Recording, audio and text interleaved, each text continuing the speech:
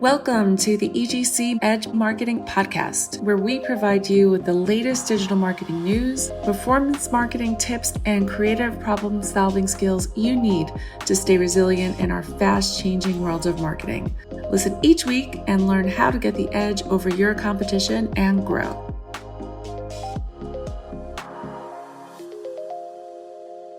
Hello, everyone, and thank you so much for joining our second episode of the EGC Marketing Edge podcast. My name is Max Ross, and I'm an account manager at EGC and also the host of this podcast. Today, I am joined by Angela Mertz, who is the Vice President of Integrated Media at EGC. She is here to tell you how to make remnant media work for your business. If you've had your hand in the company's marketing or advertising efforts, remnant media is definitely a term that you should get familiar with. Angela, it's a pleasure to have you. Hi, thanks for having me. So firstly, can you explain what remnant ad space is and how it differs from other types in the advertising industry?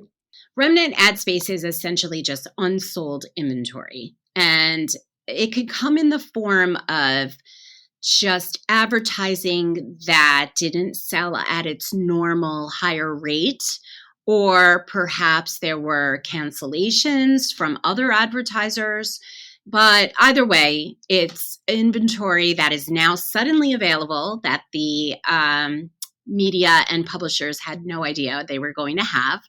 So they look to basically sell off that inventory. And usually that comes at a much, much lower cost than you would purchase it in advance. And so that's essentially the difference is a normal media campaign is just placed in advance. You know exactly what you're going to get. You know exactly where you're going to land. You can plan for it. The remnant just essentially is the same, except that it comes kind of last minute. I know you touched on this a bit, but can you highlight some of the main advantages or disadvantages of utilizing this remnant ad space, in particular for advertisers? Yeah, so essentially that's exactly what I had just kind of touched on a little bit, was that the advantage is that you get, in most cases, it's premium inventory, but you're just getting it at a lower cost. And then a disadvantage, though, sometimes is that you're maybe not so prepared to be able to take full advantage of the remnant space that you're getting, and B, it's sometimes not the most desirable portion. So, for example, you would get a remnant ad space. Maybe you would, if you would have purchased it in advance, perhaps you would get like more premium positioning. And if you're getting remnant, there are times where your remnant ad space could perhaps be, back of the pod or something like that. So I guess this transitions somewhat into the next question. How can advertisers effectively target their desired audiences when using this remnant ad space? So it really is essentially the same as any other type of media that you want to do. Any remnant media that becomes available, whether it's digital, online, offline, in most cases can use any of your normal targeting to be able to utilize that data.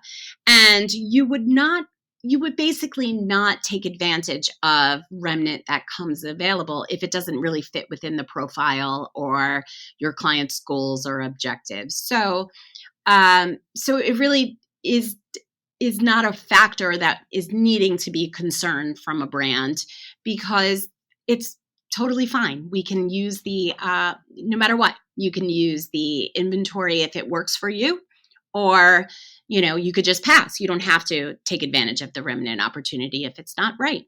And are there any specific industries or types of product services, rather, that are particularly, we'll say, well suited for remnant ad space? And also, can you touch on maybe why this may be? Yeah, that's a great question, because really, it really can work for everyone if your creative is available. So that's one thing that I completely stress to all of our brands, is always have some form of an evergreen or generic type of commercial available, or messaging strategy available that you can utilize for any remnant space that becomes available. This way, you never want to have to turn down such a fantastic opportunity because you don't have a message that's appropriate for the moment, or so on and so forth. And to that end, most of our e-commerce and travel related, there's always typically an offer that's ready to go no matter what, even if it's a generic go-to offer. Most of our retailers always have something that we can tap into. So those are the advertisers that are able to take advantage and get these usually great placements at a lower cost, because they always have a message that's ready to go. And I guess what strategies can advertisers employ to maximize, let's say, the return on ad spend of their remnant ad space campaigns? So truly, it would be the same as any other way that you would track your campaigns. If your KPIs are phone calls or form fills, that would still apply. We can always isolate the time frames that your remnant campaigns are running and take a look at them specifically.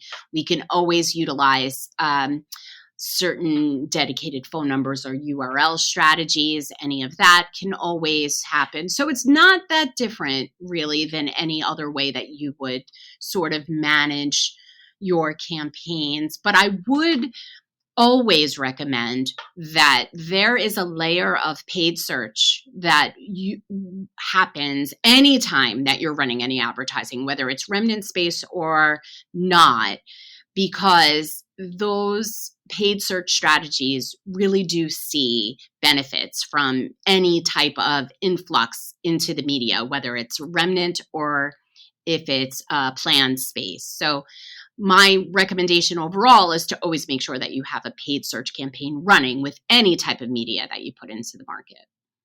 And lastly, as an agency employee and as a member of an agency, is there a particular area where you see the most remnant opportunities at EGC that you would like to touch on, I guess, just for some real world application of this?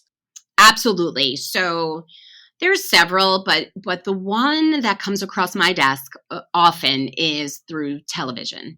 Oftentimes, this is where what I had touched on earlier, there's always seems to be, whether it's a cancellation or maybe, some of the media might have thought that they were going to be able to sell space at a higher cost and realize that there isn't maybe an appetite to spend what they thought there was going to be for certain programming. And those are the programs that we see come across my desk. And why do they come across my desk and why do I hear about them? Well, we just are constantly speaking to the media vendors, having conversations. I've raised my hand enough times in my seat that they know that my clients are going to be available and we're going to take advantage of the opportunities. So we are one of the first that get that phone call, which I think is really benefited so many of our EGC clients.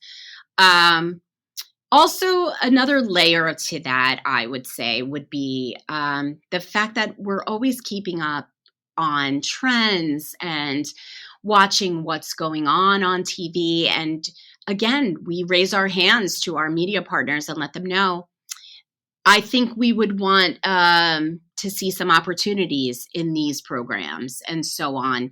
And let them know that we're not willing to pay regular costs, but when they're ready to come to us with like a fire sale, we're buyers, we're here. So I think that's where most of our clients have seen real benefits, have been really truly in some high profile TV applications. And it's been great for them. So, Angela, it does look like these relationships do give us somewhat of a competitive advantage over other agencies. And actually, looking at a Gartner study, it seems that marketing budgets have fallen from 9.5% of company revenue in 2022 to now 9.1% in 2023. So, I guess to conclude, can we briefly touch on how utilizing remnant media is essentially doing more with less? Yes, absolutely. So, I mean, just a perfect example of something like that is that your impressions and your delivery isn't any different. It's just really your cost per action that goes down. And you get placements in high profile places that can actually save you money. So a real life example is we were able to get placements within some pretty high profile shows, Bravo's Vanderpump Rules. We got that at a remnant cost. We were able to place clients in Yankees playoff games. Again, last minute deals to get into these placements, something that they didn't plan for, and it was at half the cost. So these are the types of opportunities that cross my desk all the time. And that's really where we provide an advantage to our client, give them that edge above some of the other advertisers out there, because the media partners just know that I'm going to be available and that our clients are going to be available. We have creative ready. We have our tracking ready. All of our clients have their messaging strategies ready to go. All of those things. And it helps them to be able to take advantage of some of these opportunities that maybe some other brands can't do. Fantastic. Well, thank you so much, Angela, for all this amazing information. And thank you so much to our listeners. If you do enjoy this podcast, do feel free to like, share, and even subscribe. Thank you so much for listening or watching, and we will see you in our next podcast. Have a great rest of your day, everybody.